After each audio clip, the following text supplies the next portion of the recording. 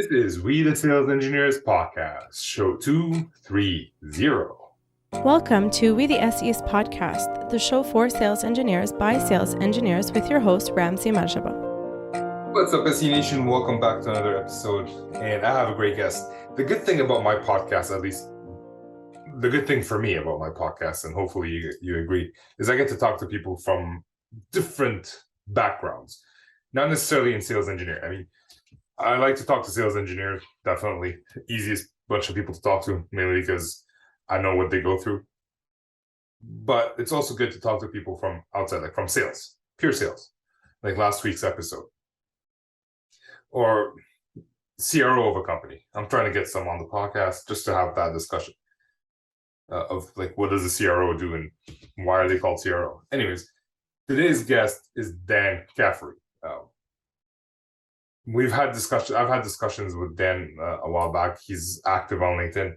He's not a sales engineer. He worked in sales for a while, then he became a teacher. He'll tell his story. I just enjoyed talking to Dan because I get to see a different perspective about how other people see sales engineering. It's not just how we see ourselves, it's other people's perception about what we do and how we should do things.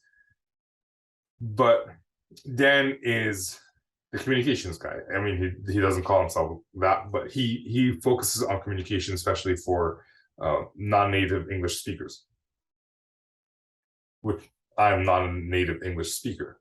So it was just interesting to hear like what other people like myself go through and how to improve and speak in English. So we talk about that. We talk about communication. We talk about what is business communication, what do sales engineers do differently from salespeople. He asked me a bunch of questions, and it was a nice conversation that I enjoyed. We touch on active listening as well. So I hope you enjoy the show. Let's just jump in and see what Dan has to say. Good afternoon, Dan. How are you doing? Hello. Yes, good afternoon. Yes. I'm good. And you? I just woke up in your afternoon, so right. So what time is it there now? It's just 9 o'clock. I've been awake for more than an hour first. Right. Okay. No promises. Yeah. But yeah. Well, since we already established that you're not in North America, it's your afternoon. Yeah. Where are you? That's right. Who are you, and what are you doing here? Yeah. So I'm in England. Well, I'm in Bournemouth. I don't know. Do you know? Did I ask you this last time we met, Ramsey? Do you know Bournemouth? No, but now I have to look it up so I don't look stupid. Right. It's on the south coast. Is it like Jason Bourne mouth? Yes. I think so. The computer auto-corrected me. I thought it was so stupid that I don't know how to write Bourne.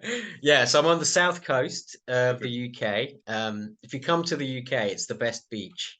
So if you're someone who likes to lie on a beach, like England doesn't have that many great beaches, but this is the best of them. Yeah. Okay. Okay. Yeah. But yeah, so I've been here for about a year now. But yeah, I guess my background I'll start with. So I used to work in sales. Like I started right at the bottom rung of the sales ladder. What is that? What is the bottom rung of the sales ladder? The bottom rung. It's like the sort of lowest position. I know. But what is that position? Oh, right. Yes. So I was selling double glazing, cold calling, selling double glazing. Yeah. Like glass. Yeah, but the plastic frames and the glass. Yeah, that we all have on our housing now. But that was one of my first jobs when I was about 16. So it was, it was relentless cold calling, like 100 calls a day, getting told where to go. That was my first kind of sales role, and I gradually moved on. Worked my way up to being an account exec and then account manager. And I was selling like digital advertising.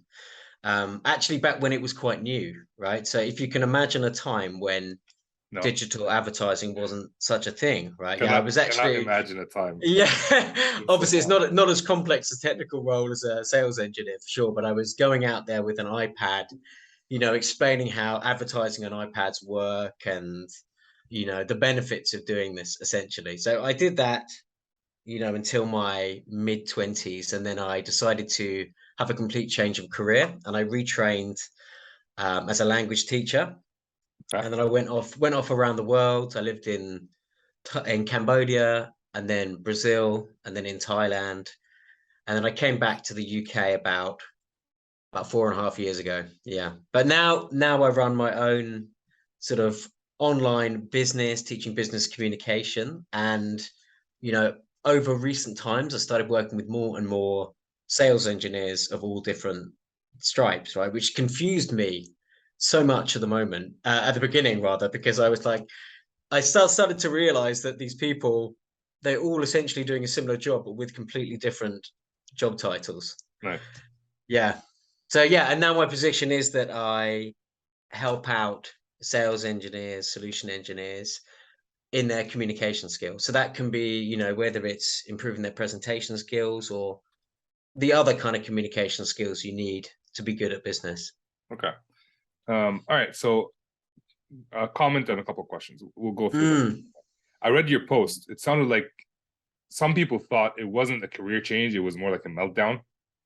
What do you mean? Say that again. You moving to Cambodia and doing your career. According to your link, that's what I gathered. You didn't say that on your LinkedIn post, but that's what I gathered. Oh, this guy had a meltdown and went to Cambodia. Oh no, it didn't. I wish I could have a meltdown and go to Cambodia for a bit. Yeah, nice. I tell you, like people thought I was crazy because I had a decent job, right? Stable job. And I gave that up, and I've never found stability since. But is that a good thing or a bad thing, actually? It's difficult. People are always chasing that sort of dream of like the work-life balance and, having your own business, sitting on a laptop at the beach. But yeah, it doesn't always work out like that for sure. I would say no regrets, but sometimes I think back and I look at it through rose-tinted glasses, what it was like working in an office. Yeah. But yeah, I mean, I prefer teaching and helping people. That's what I enjoy. So, yeah. And speaking of work-life balance, I despise that term. There's a term that I enjoy is work-life balancing.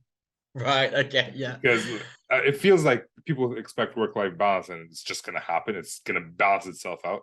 Yeah. But in fact, it's an action that we're taking. And sometimes it's pulling more towards the family. Sometimes it's pulling more towards work. Sometimes it's pulling more towards health and fitness. So it's just continuous balancing. And that's something we have to be actively aware of and actively performing. Yeah. Yeah, it's definitely a balancing act. I mean, I have my son is just turned 1 year old, right? And happy birthday. It's just things my work-life balance is different. It's gonna get worse. Changed since he came along. Yeah. It's definitely gonna get worse. So once they start people keep telling me that. Yeah. I have 3. I love them. Oh wow. Oh my god. Too much soccer, too much jiu-jitsu, and too much other sports. Oh, nice. That's good. Yeah. I'd like my son to do jiu-jitsu. I do Muay Thai. You know Muay Thai? Yeah, I know Muay Thai. I don't do Muay Thai. I know about it. Well, I do it. I don't fight. I mean, I do sparring, but obviously, so now I have a son. I'd love him to learn martial arts, but maybe not Muay Thai. The thought of him being punched in the head is awful. Jiu-jitsu, I can see. Yeah, I'd rather get choked out than punched in the head. So that's a personal preference. All right, let's get back to the actual topic at hand. What is business communication? What's the difference from regular communication? Are we doing business communication right now? Not particularly. I mean, I'd say that we spoke about work-life balance, which is it's almost a business buzzword, right? It's a term that people working in business, they love to use it. You see it on LinkedIn, a lot of people talking about things like work-life balance, imposter syndrome, burnout, things like this. Those are kind of buzzwords. But I'd like to split, when I'm thinking about business communication, I kind of split it into like 3 parts. So I think you've got, what I would say is business English, right? So that's the phrases and the expressions that business people like to use. So it's kind of a shared language that's used by business people who speak English around the globe. So that's one part of it, simply the words, right? Then the other part of it is related to kind of skills. So it's, what you do in a meeting or in a presentation, like how you interrupt politely, how you be diplomatic when you're speaking, like how you give your opinions carefully when you want to give a strong opinion or a neutral opinion.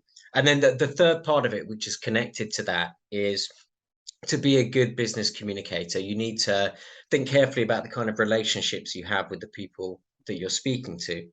And then you change the way that you speak in order to fit that relationship and to nurture that relationship. So, for example, if you're going into a meeting with executives, you're going to have to think about the level of formality that you use. Whereas if you're going into a meeting with people who are on your same sort of level, then you can generally be less formal. And it's about being able to master that technique. But as I say, I'm talking a lot about language and non-native speakers, but there's also a lot of native speakers of English that find this incredibly difficult. Well, just to follow up, like with talking to someone at my level or talking to some VP, wouldn't that automatically change your demeanor and hence your formality in terms of speaking? Like I don't know. If I'm talking to a VP, I might be more timid, especially as a new SE, versus talking to a friend of mine. Is that a good thing? Does it happen naturally, or do we have to work on it? I think it's it's something you've got to work on. Like being timid is not necessarily a good thing. Like when you say timid, I feel that's like a negative thing. Like the idea is that you want to come across as a professional, right? And you're trying to build a trusting relationship with this kind of person. So the words that you choose and the way that you speak, and it's not just about the language as well, it's about your demeanor, right? So your body language, your posture, all these kind of things, they're part of communication. So it is something that you need to work on, and it's more that you need to think about it. You need to kind of zoom out from what you do and think about, in this situation, what kind of message am I trying to put across? What kind of impression am I trying to make? Okay. And why have you started working with sales engineers recently? So the reason for it is kind of when I've worked with lots of different people who do business communication in different roles for the last about 10 years. I've been doing that. But then I started speaking to sales engineers, application engineers, and I did a bit of research, and I realized that the thing about this role is, you're having to communicate with all sorts of different people. You've got like the marketing department, you've got the executives, you've got the account executives you need to speak to as well. And you're trying to communicate your technical background in a simple way. So actually in this role, there's a lot of changing of how you speak. You can't just try and depart your technical knowledge, without kind of thinking about the audience, about the message, the kind of people who are going to be receiving it. Yeah, it kind of reminds me of teaching. Not all students learn the same way, and hence not all people. Like if you're talking to people and trying to convince them of stuff, it's not all the same way. I guess you should know that because you were a teacher at one point. Well, that's it. Yeah, it's kind of if you're the worst teachers I remember having, right? Maths is not my strong point. So when I was at school, I had this maths teacher, and he was very smart, right? Very academic, but in a way that actually sort of held him back in being able to inspire his students and help them understand. Because for him, it was so obvious, right? It was so clear what he was trying to explain that that made it harder for him to put it into layman's terms for his audience of 14-year-old schoolboys. It's funny, like the way I see it, those who become stars without knowing, like without struggling to become stars, like they're just naturals, I find that they have a harder time teaching than those who have to struggle and learn and understand, like work hard to get to whatever level that those stars already are. Yeah, I think that's it. Like if you didn't already, I guess with something complex, if you've had to struggle to understand it yourself, that then makes it easier to explain to someone else, because maybe you can identify with the sort of struggle they're having. Yeah. And in terms of like SE communication and sales communication, is there a difference between the two? And if there is, what would those differences be in terms of what between being a sales engineer and being a sales rep? Yeah, in terms of communication, I know there's differences in the roles, but when you're talking to customers, are we both doing the same thing, or are we doing things differently? What are your thoughts around that? I'd be interested to know what you say, because you do this every day. But when I think of like the salesperson, generally they're trying to be more persuasive and trying to get the conversation to go into that deal. They're trying to sort of seal the deal, as it were. But I feel that the sales engineer is maybe being more educational, right? They're almost closer in a way to the teacher than the traditional salesperson. I'd love to hear your perspective on that. Well, maybe I shouldn't have asked that question if I'm going to put myself on the spot. I find sales engineers are a combination of both. So, and this is kind of a thing that I argue with people about, like, hey, our job is to sell, or our job is to help customers. Well, our job is to help customers by selling our product. Right. So even when we're talking to customers, if we can tell that our product solves their problem and they can see it, we still have to do that, like selling, the influencing, like, right, and trying to convince them that we have the best product. And there are multiple ways we can do that, either through asking questions, through doing demos, through whatever those are, but we still have to be persuasive. We still have to lead them towards that sale, but we have to do that in an educational fashion. Okay. We're never going to ask for a PO, a purchase order. We're never going to push people to buy. We might push them to actually start the proof of concept, or schedule a time to do the demo, which is less severe than asking them to part ways with their money. Yeah. So maybe go ahead. Yeah, I guess, like, with the, if someone came to me and they said, they are in a sort of role as a sales rep, and they wanted me to help them with their communication, one of the first things we look at is kind of end stage negotiation, like how to close deals, that kind of thing. And I imagine that's not so much what SEs are doing. You're going to tell me I'm wrong now. No, you're not wrong. I also feel like salespeople are not just doing the end stage negotiation. They have a role throughout as well. I guess every call is a negotiation. You're negotiating to set up the next call, or you're negotiating to set up a meeting with your sales engineer. So it could be that way. But for sales engineers, we're not trying to close a deal specifically. We are trying to get a commitment from them that they understand how we solve their problem. Right. Yeah. Again, less severe. We're not asking anybody to part with their money. We're not asking them to make a decision. We're just asking, did it solve your problems? Did what I show you solve your problems? And if so, how? Which then that's information that can be used by the account manager in the negotiation. So I guess our job is more to gather information to help the salesperson close the deal. Right. Yeah. Yeah. Actually, so you mentioned the first thing you work with salespeople is figuring out how, like, end stage negotiation. What do you work with? What's the first thing you work with sales engineers? Yeah. So I mean, it kind of depends on the main problem that the sales engineer is having, right? So if I get somebody who comes to me and they're telling me, that their English is the problem, I'd normally say to them, so what kind of situation are you having these issues, right? So whether it's, when they have a meeting with the marketing department, or whether it's actually when they're in the demos and giving presentations. So it kind of varies from person to person. Right. But, if you think about, like, the kind of skills that you need in business communication, there's all these different, things you need to do, like giving opinions, giving advice, giving feedback.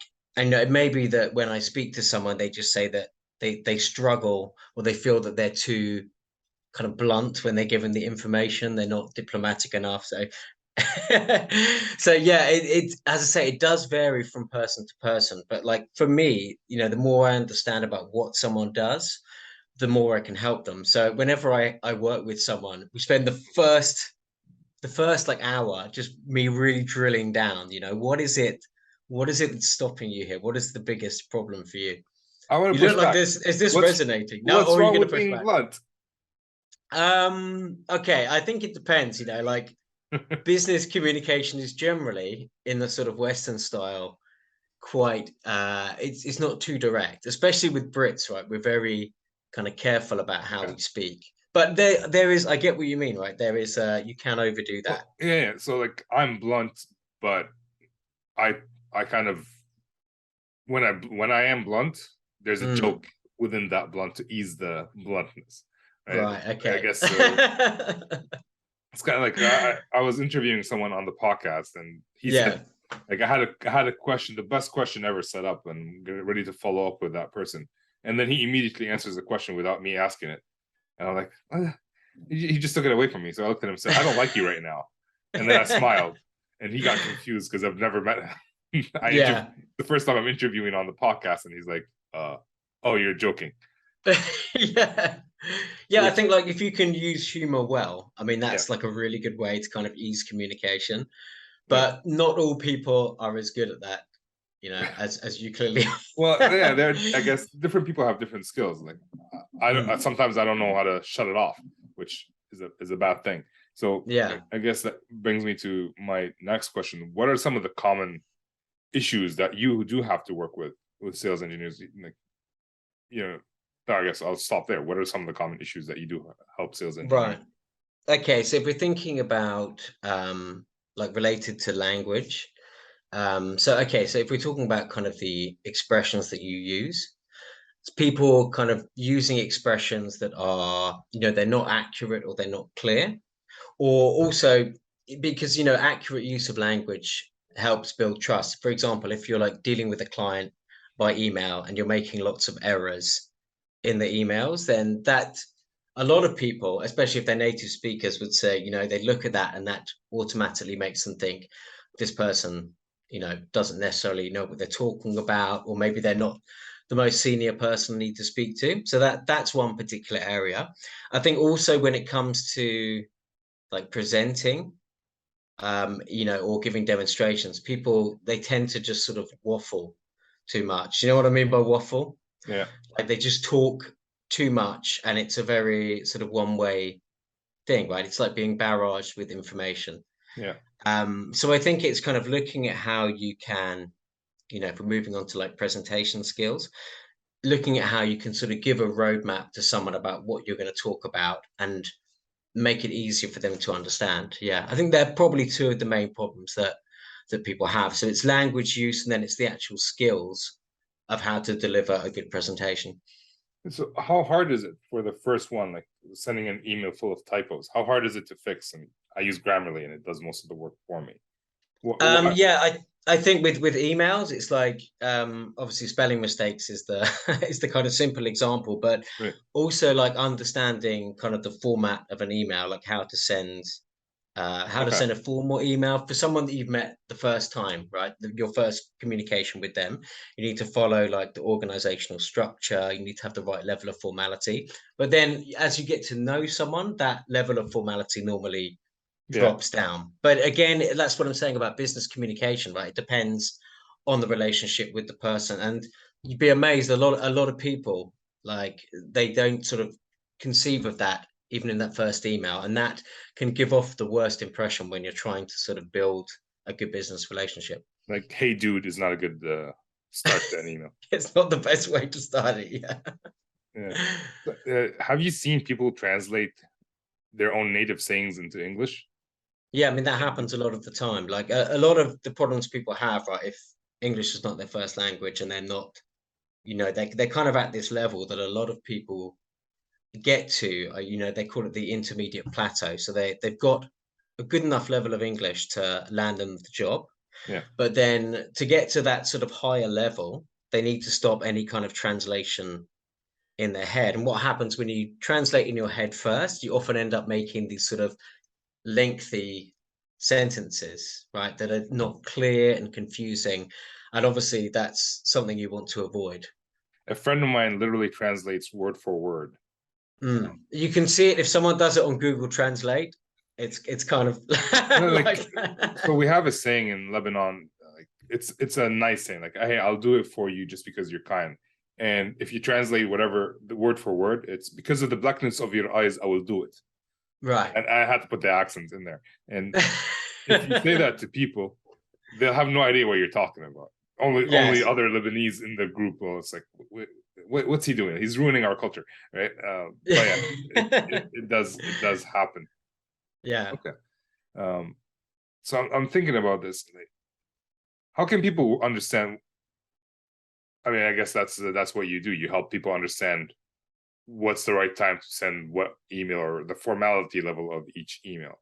Yeah, I mean, when you're talking about like written English, but most people would say, writing is the easy bit because I can prepare beforehand, right? I've got Grammarly, but it's the speaking bit. When you're under pressure and you're speaking, then the anxiety and the stress kicks in, and that can ruin your sort of performance, as it were, right? So the way I conduct my lessons is, we think about the situation that the person is in, and then I think about the language that they need for that particular situation, and then also the skills that they would need, and then we role play it, and I give feedback.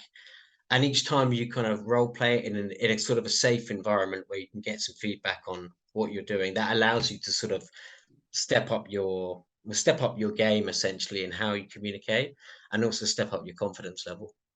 Okay, so how often do you role play? Most people don't have time to do anything in terms of practice and all that, and now you're telling me I have to sit down and role play. How often do you role play? Yeah, if someone decided to work with me, each lesson, you better role play. We would role play the situation. Yeah, I'm not saying it's something you do every day. Yeah. Well, it should be. I always tell people sales engineers are the athletes of the business world. Right. And if we compare them to real athletes, to football players, I mean, they practice 3 months before they play the first game. And then they're practicing every day to play a game every week, or every other day, or whatever it is. So the level of practice is much higher than the level of actual competition. And if we want to get better, we don't want to practice in the game. We want to practice before and after the game.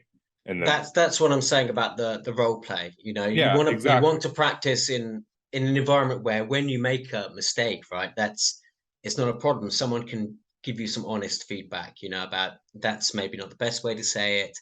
This is a better way to communicate that idea. Right. But yeah. So I'm going to add a complication to your training, I guess. Go for it. Right now. So there's a lot of non-native speaking sales engineers, right? But there's also a lot of non-native speaking customers. So how does one, like, whether it's native or non-native, figure out how to communicate with someone else who's not native and could be from a different culture? I'm Lebanese. I'm talking to someone from India originally, working at my customer site. How am I gonna communicate with that person where we don't we don't have anything in common? Even our English is broken, for example. Yeah, I mean that's a good question. Like, there is an argument. It's called the lingua franca curriculum, right, in teaching business English, whereas it's to teach sort of a simplified version of communication, because I think it's I'm going to be totally incorrect here, but it's like the majority of people who use English for business communication, it's not non-native to native speaker, it's two non-native speakers together.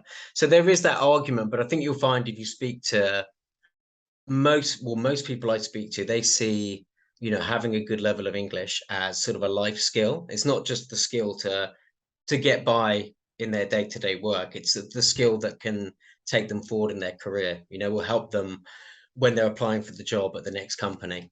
So, when I speak to people, it's not that they think, I just need enough to communicate with my colleague. It's that they want to advance to a higher level. Okay. So it's not just about skating, it's about excelling. Yeah. Okay. Yeah, I think that's true. I mean, for anyone that I work with who's, who actually wants to take time out of their day to work on this, it's for a reason, Yeah, generally speaking, customers may not be like a sales engineer. They need to have that business, the capability to speak business English, but a customer may or may not. So I guess that adds another level of complexity of how we're going to communicate in simplest ways so that the customer will actually understand and not just tell us to screw off because you don't understand what we're talking about.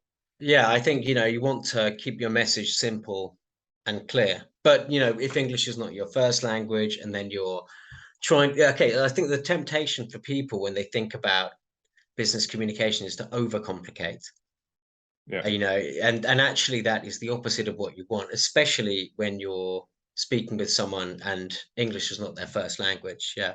But you're right, it does add like an extra level of complication. So again, it comes back to my original point. It's about, having kind of the foresight to think carefully about who you're communicating with and how to tailor your message to that person. But yeah.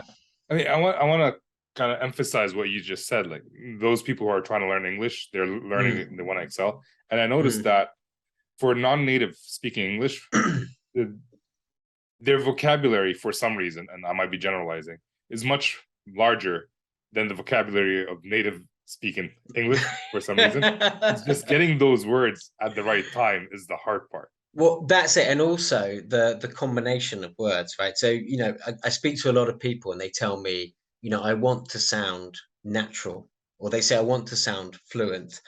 And if you think about the words that you use when you're fluent in English, the right combinations of words to use together. But like the example I always give is the difference between we make business in Asia and we do business in Asia. So it's, it seems like a small mistake, but that's the difference between, actual fluency and sounding natural and then sounding like a beginner, essentially. Right. So yeah, so actually for a lot, sorry, Ramsey, for a lot of people, like they already know a lot of these words. It's about getting them in the right combinations to help them sound more natural. So what's the worst that could happen if they don't sound natural? If they do use the wrong word here or there? Well, yeah, nothing. Like I said, people will understand you, of course, but it depends, about what kind of impression you're trying to make. Like, how much do you care about the impression you're trying to make here? Like, are you working with someone who's going to judge you? But a lot of people I work with, they think about, how they're being judged for their language use, how it affects their career. So yeah, I think it's down to a lot of things, and it means different things to different people. Okay. And you mentioned like how you interrupt politely, how you give strong opinions. Can you give me an example of how you, like, when I talk to customers or when I talk to SEs, I tell them never interrupt the customers, right? And then I get into a situation where the customer is going on multiple run-on paragraphs, and I have to interrupt. How would you do that politely? Yeah, you could say something like, "Excuse me, do you mind if I butt in?" Okay. So the way you're doing it is you're. Oh yeah, I'm much more blunt. Yeah. So this is the kind of very sort of diplomatic style of communication I'm talking about. Like, excuse me, would you mind? Would you mind if I jump in here? Would you mind if I make a point? Like, there's some examples of kind of very, very polite interruptions. Yeah. Do you have like a list of like things to say at certain period? Like, yeah, there is. Okay, so I guess you call this, back to my first point, right? You have the vocabulary of business, right? You've got the buzzwords, you've got the phrases and the expressions. Then you've got what we call functional language, right? So language for interrupting, giving opinions, giving feedback, talking about business plans. Like, all of these kind of things are functions. And actually, when you break down a situation, right? So you break down a meeting. I'm trying to think in the mind of the sales engineer, right? So you're having to give feedback to the product team, right? So you're breaking down that situation, looking at exactly what happens. Then you can look at the functional language you need to use here to communicate your message. So that's the skill as opposed to the language. Yeah. So your product sucks is not a good way of providing feedback. If someone said that, I'd say, okay, this is maybe a little bit strong for this kind of. But I mean, again, it depends on your relationship. If you've got like a great relationship with the product team, and it's super informal, then yeah. But it's about kind of knowing how to do it at the right time.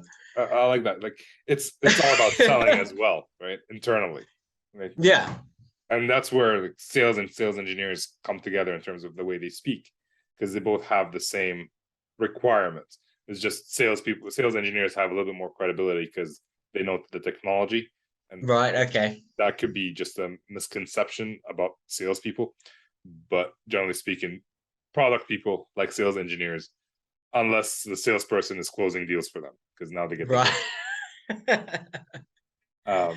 So yeah, I mean, so I was just going to say, see, we talk about when it's customer facing, and using the right language to give the right impression, to build trust, build confidence in the product and yourself, of course. But then there's also the other side, which is dealing with the other working parts of the sales team, and it's about how you come across to them. You want them to think, this guy's competent, this guy can communicate the message of the product across. So we want this guy to be our sales engineer.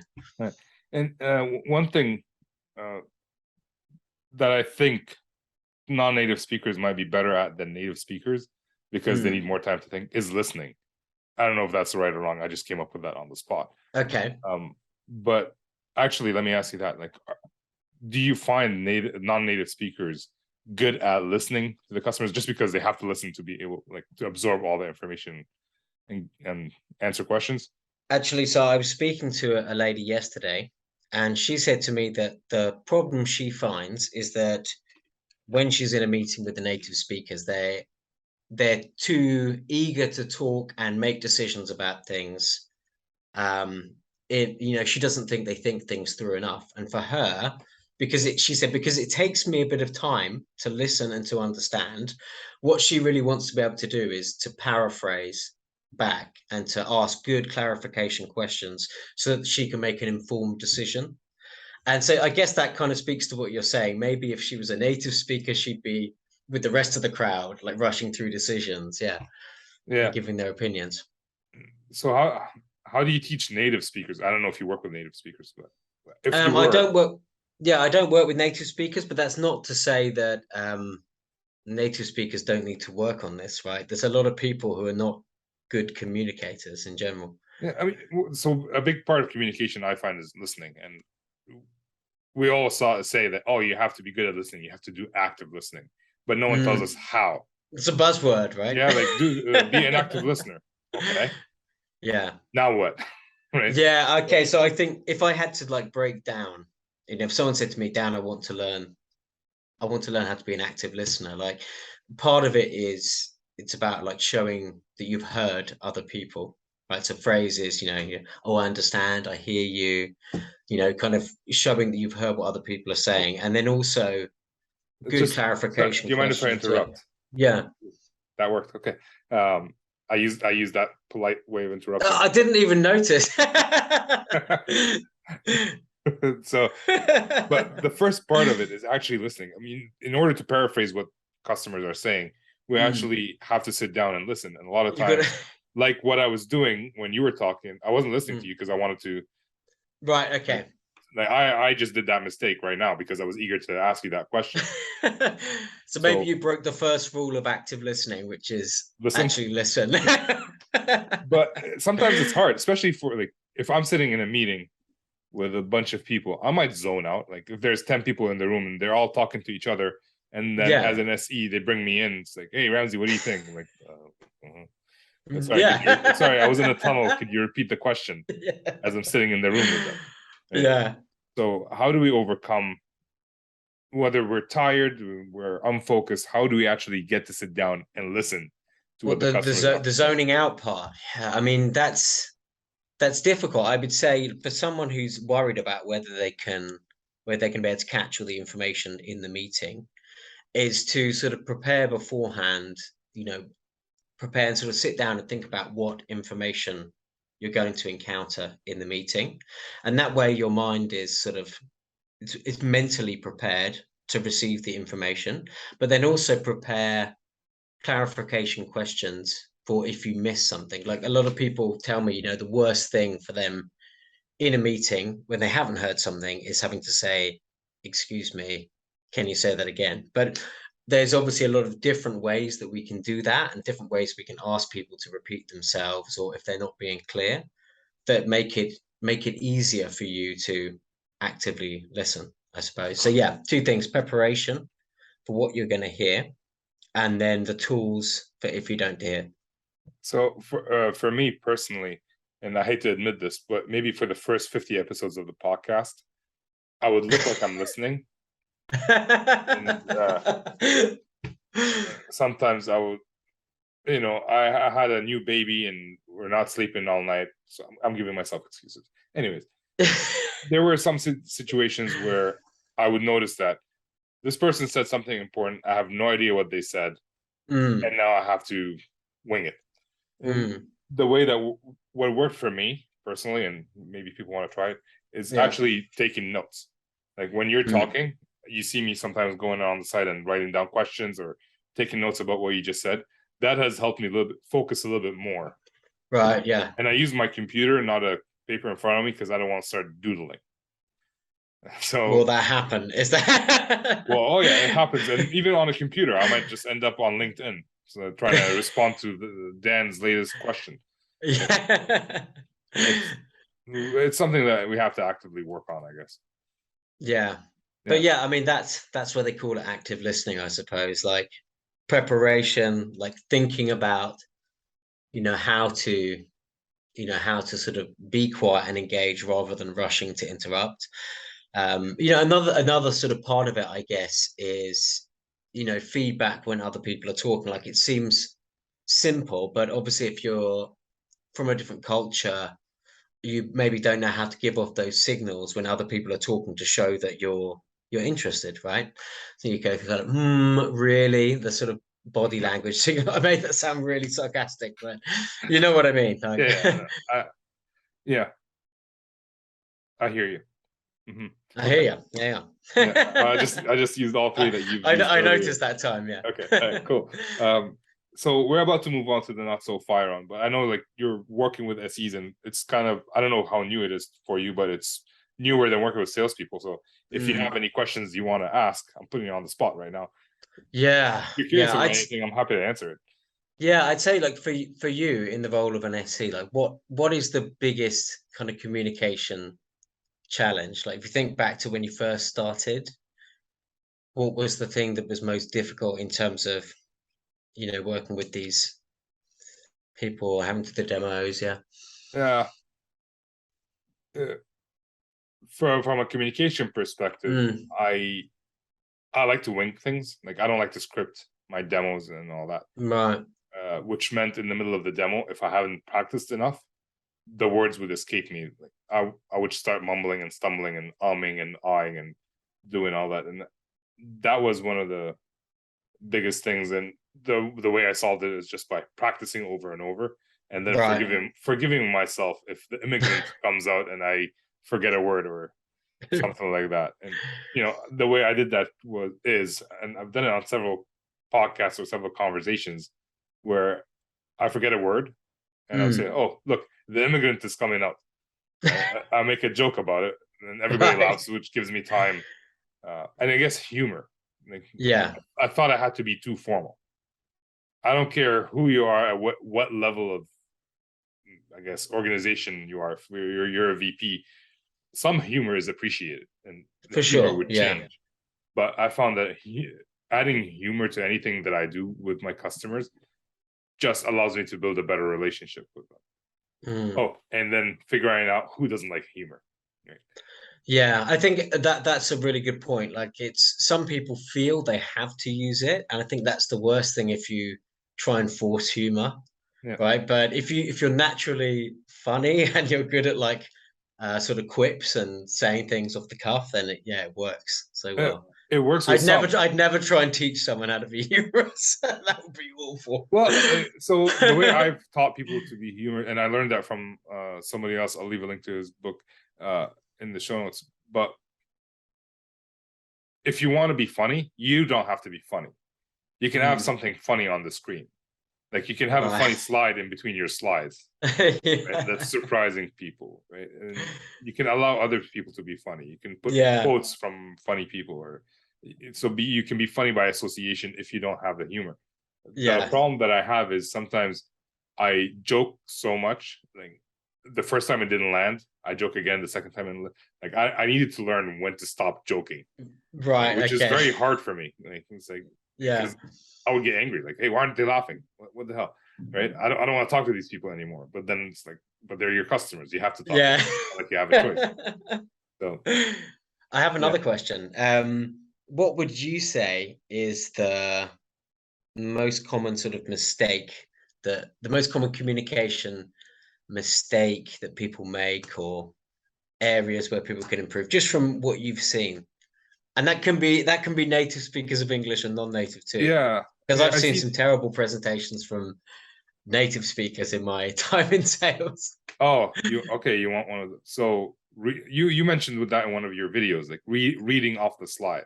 Right. Yeah. I was working with someone yesterday, and he basically said, "Oh, I'm gonna do this presentation, so I have these 5 bullets. I'm just gonna read the bullets for this slide." I'm like, "No, don't read the bullets. Facts don't matter, right? Stories matter. Tell a story that includes all these bullets versus just reading off the like. You want some emotion into it. People make decisions based on emotion. Obviously, they think about it after the fact, but having the emotion will actually make it better. That's one. I had a couple other ones in my head. One is through email. We think that we should send our emails. Don't, like, when we send an email to the customer, like, they're not going to use it to sell, right? So when we send an email to our customer, let's say I met with Dan is not the decision maker. There's someone above them that needs to make the decision. I need to send an email in such a way that Dan can immediately forward it to the boss. Right. Okay. And the boss can then understand how we help the company, and not have Dan have to paraphrase whatever I wrote. Okay, that's a great example. Yeah, because now things get lost in translation. So in the email, instead of talking about like the features or whatever, we talked about X, which will help your company do Y. Right. The benefits. Yeah. Yeah, the benefits and the value. So that's how I would formulate the email, and we'll highlight the important parts. It's not just about the writing; it's how to draw someone's attention to a specific item that you want them to see. It's like a resume. You want to highlight whatever is important. So how do you draw that attention? These are things that I find people don't do very well. Yeah, that's interesting. And with the storytelling point, like, how, do most SEs manage to weave storytelling into their presentations? Because it's quite a skill to be able to do it effectively and make it sound, realistic. The people that I talk to outside of my company, yes. I haven't seen anybody do it. Doesn't mean that, but I haven't seen that many SEs do their thing, right? Because I worked for 2 companies as an SE. Right. Yeah. And generally, the people who come to me asking me for help don't do it. So my data is a bit biased or skewed. Okay. But I think like people at VMware and Splunk and Cisco, those big companies that have classes to teach sales engineering, they do it. Companies that don't, SEs have to figure out on their own. Yeah, it takes a lot of confidence, I think, to do that, to weave it in and deliver the story convincingly. I think it takes experience and practice, right? And there are different kinds of stories we can weave in. Like, we can weave in a day in the life of the customer who's sitting in front of us. We could weave in a story about how other companies have used our product and they've reduced whatever it is. So it comes with experience and it comes with practice, which we don't generally do very well. Right? If we're practicing, we're not seeing customers. So go see customers practice, or the learning, or all the other. Cool. Yeah. All right. Let's jump into the last. See, the immigrants coming up. The last part of the podcast. Okay, It's called the Not So Fire Round, and these are the same 4 questions I ask pretty much every guest, and I want to hear your thoughts. So, number 1, what do you love about teaching, I guess? I mean, I get to work with people from all over the world, which is probably the most interesting thing.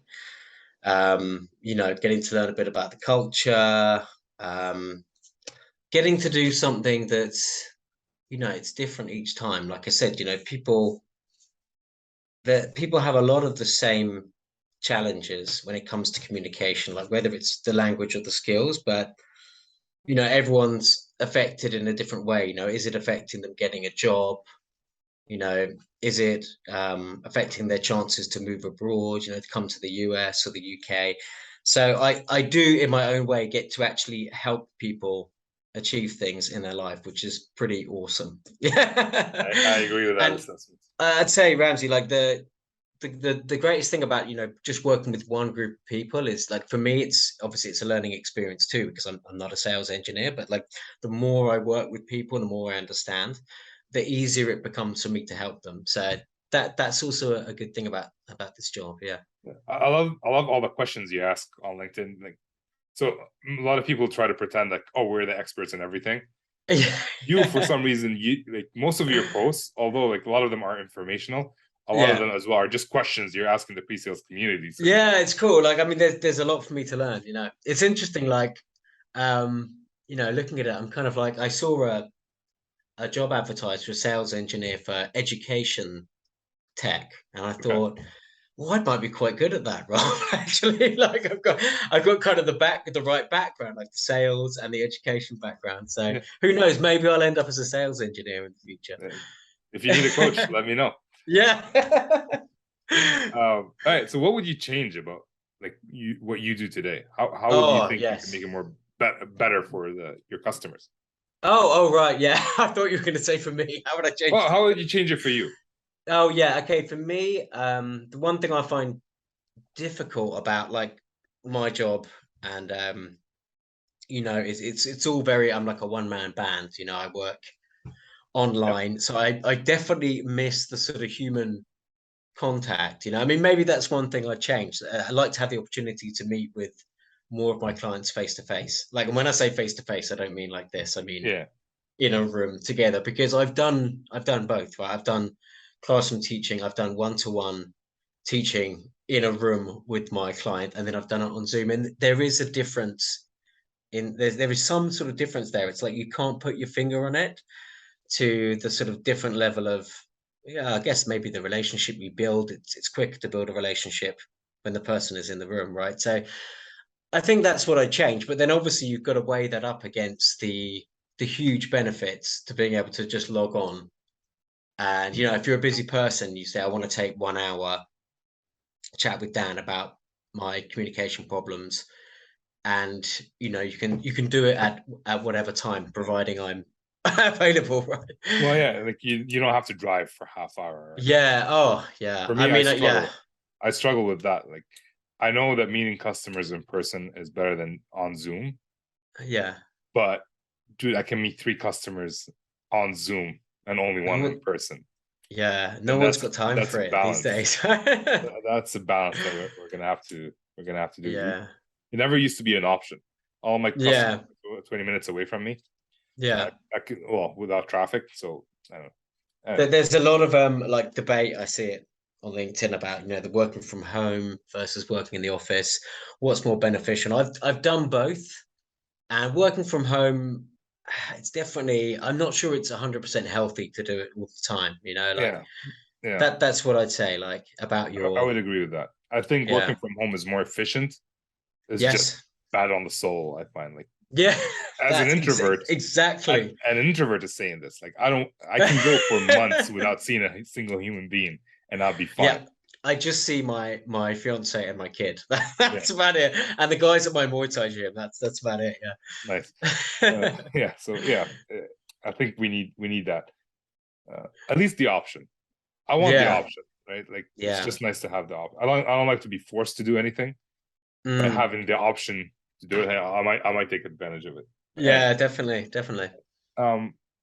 So the next question is there a book or resource you'd recommend? So I want to know, like, where can they find you? Like, what's Dan Caffarey resource? And if there's a book that you would recommend for people who want to improve their business English. Yeah, I guess my resource, it's best just to find me on LinkedIn. Okay. So maybe put the link down below. I think about books for business communication. Yeah, I think, you know, there's one book, but it's written for teachers, right?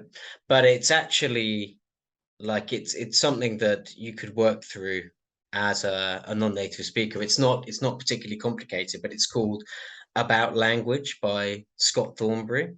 So if you're trying to, like, get a better grasp of English, so if English is your goal to improve your English, then that's a great book to pick up. Even though it's based for teachers, there's all sorts of really interesting exercises to help you understand, how to improve your English. Okay, nice. Yeah.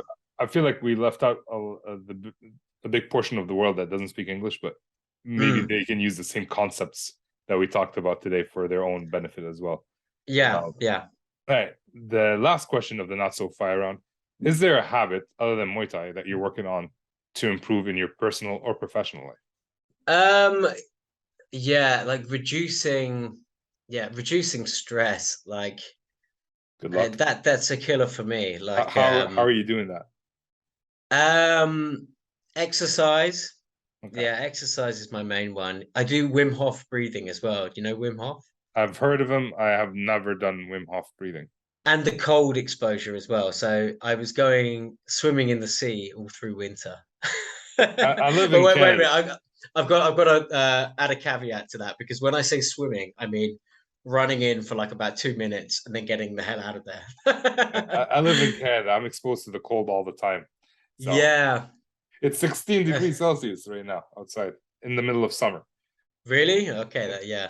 Yeah. Not fun. But yeah, like I said, that's one thing I'm doing, and it does help. Like if I do that in the morning, I'll generally feel that I'm more focused and less stressed. And yeah, like I run my own business, so it's something I'm always battling with, right? With all the facets of it. So I understand that. All right. So Dan, we're at the end of our time. Any final thoughts, final words you want to share with the people listening? Yeah.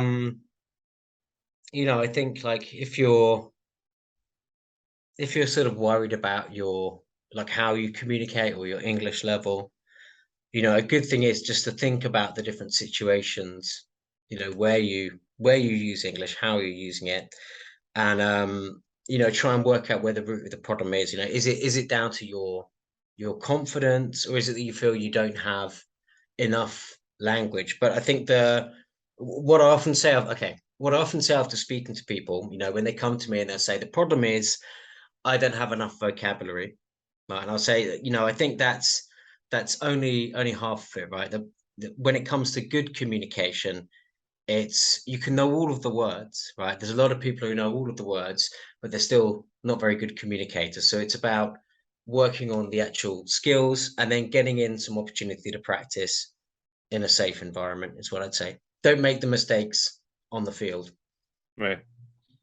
Well, that brings us to the end of the show. Thanks, Dan, for coming on. I really appreciate it. I had fun talking to you. Yeah, cool. Thanks so much for having me on, man. It was really great. Really enjoyed that. We'll talk soon. And that brings us to the end of the show. And I just realized that I never introduced myself at the beginning. So in case you didn't know, I am Ramzi Majraba, the host of We the Sales Engineers podcast, and I'm a sales engineer or solution specialist, whatever you want to call me. I'm in a weird spot as of today in my role. Anyways, thank you, Dan, for coming on. I really enjoyed talking to you. Communications is not just being able to speak to someone. It's being able to listen, being able to write a proper email, any type of communication, verbal, non-verbal, is very important. And these are things that we need to work on, because non-verbal communication in Lebanon, my home country, is very different from non-verbal communication in the US and Canada. For example, in Lebanon, if someone raises their feet in a meeting and puts them on the table, pointing at someone, that's considered a huge insult. And in Canada, it seemed to be perfectly normal, because it happened to me. Well, it didn't happen to me. Like, nothing. Some guy put his feet up and they were pointing straight at me, and I took offense to that. And I actually talked to my manager about it, who said, I never realized how important that was until I saw someone in Iraq throw their shoe at George Bush, former president of the United States. So these are things that we have to overcome. And especially like if you're an SE, obviously you're not going to put your feet up. And if you're a native native English speaker, you're talking to someone, a customer who's non-native, and there's a lot of that in Canada specifically. I'm not sure about the US, although I've seen there's a lot of different cultures in the US as well, and in Europe. It's all mingled now. So we have to be able to figure out what's a good nonverbal communication with any customer. And I'm talking too much. I really hope you enjoyed the show. Bottom line, I really hope you enjoyed the show. Let me know what you think about Dan's questions, Dan's thoughts in terms of communication, and how you're gonna work on improving your own communication. So let's just end it there. So with that, I'm signing off. Peace.